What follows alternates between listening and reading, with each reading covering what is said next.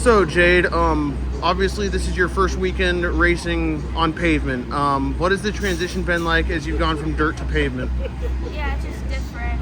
Every car is a little bit different, especially going from dirt to a road course. But everyone at Napa Motorsports and everyone at Toyota has, gave me a really good shot and has taught me a lot. So it's just kind of up to me now with executing and taking everything in I can and making sure I can go do a good job. I didn't do the best job this morning, but we have 45 minutes to figure it out and just gain on a little bit more and get better each weekend hopefully.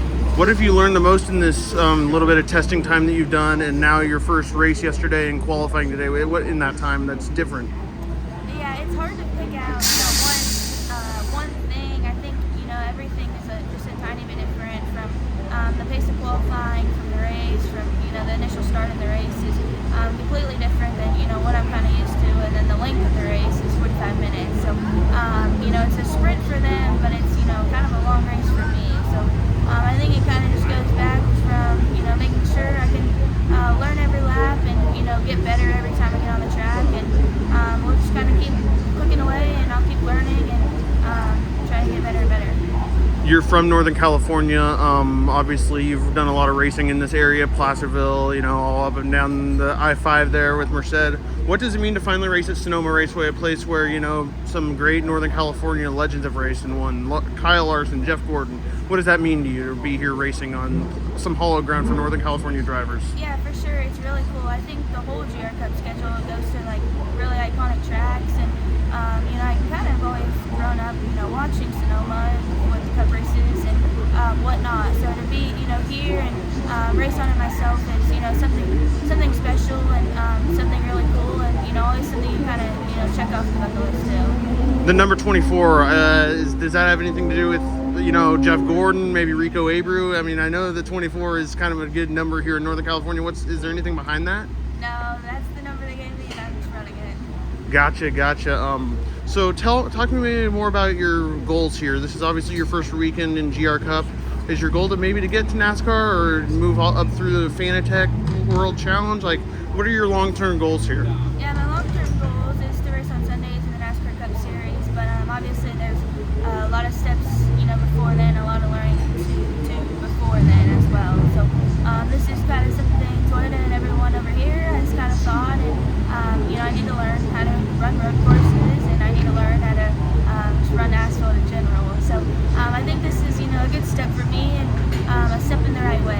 This is the GR Cup the whole series is super competitive, and the top 26 guys are not very far off. So I think it's just one thing I need to learn, and obviously I have zero road course experience, so we're gonna have to learn it eventually, and I don't think there's a better time to learn it but right now. So I'm excited for the year, and I'm excited to have everyone on board, and all the people at Toyota for giving me a shot, and now we can just have to go execute and do the best we can. Talk to me more about your racing schedule this year. You obviously did the Chili Bowl. You're doing the GR Cup. Are you also going to be with KKM at some point when they make their West Coast swing here in November-ish?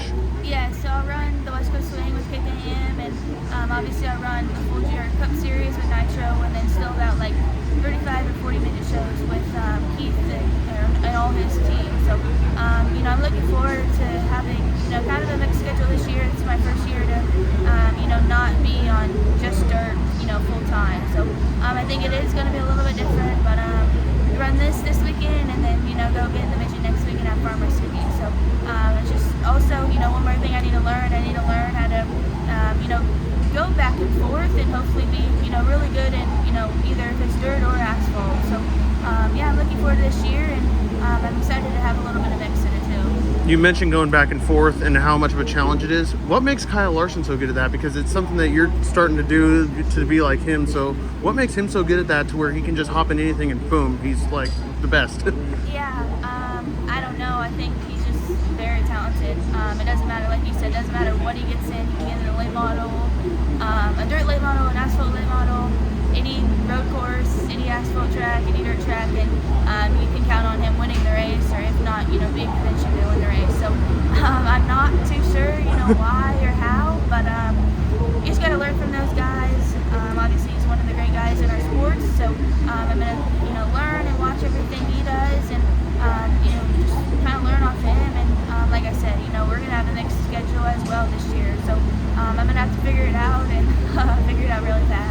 What, obviously coming into this weekend, there was the asphalt, that controversy that we had. How is the track now that you've been out there multiple times, and is it fast? Like, I haven't been out there, so how fast is the track? Like, what have you seen from your vantage point out there? Yeah, so the whole repaint was like 2 or 3 seconds faster, and then obviously the stuff happened on Friday with the chunks coming up and then having to repaint a lot of the corners. But everyone at Sonoma Raceway did a fantastic job. We went out Friday night for 6 p.m. practice, and it was basically perfect. So hats off to them.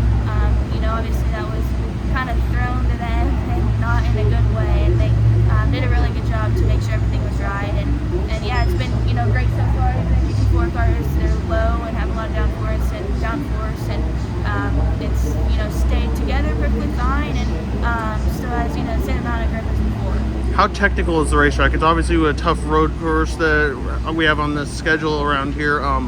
Is it still very technical even though it's faster? Like, is that making it hard for, like, just talk to me about how technical it is.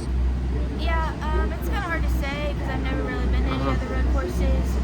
But from the people I talked to, like, Sonoma's probably one of the hardest ones, on the series. And I think it just kind of comes down from a lot of elevation change, so you can't really see, where you're going and where you want to place your car. So I think it is, good for me to, kind of be here and learn. I think it's a good first, race they have on the schedule to kind of throw the hardest track on the schedule.